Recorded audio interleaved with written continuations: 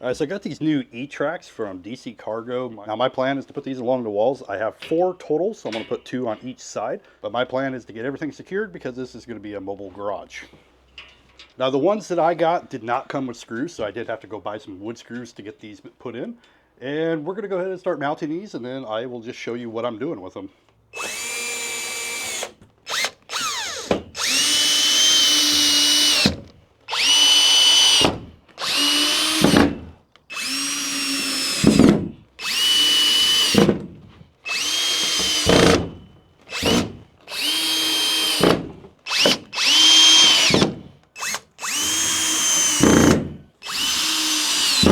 All right, so I got 2 E-Tracks on both sides. I decided to go one higher and then one lower.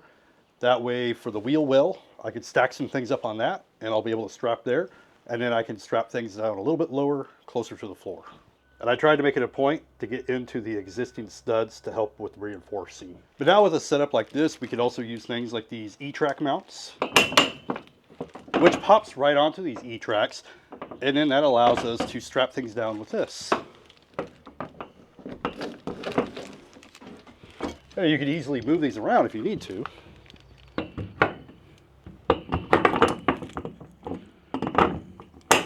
For a quick demo purpose, we'll strap down this ladder here.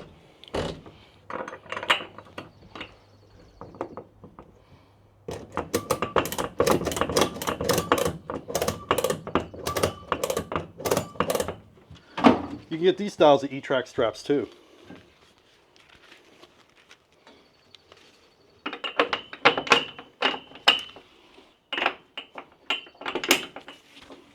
But if you're looking for some other ways to strap down your cargo and stuff, these E-Track systems are great. They're really easy to put in. You do need to get your own screws because this one did not include them, but they work great. They're easy to install, and you can use a lot of different kinds of mounts with them.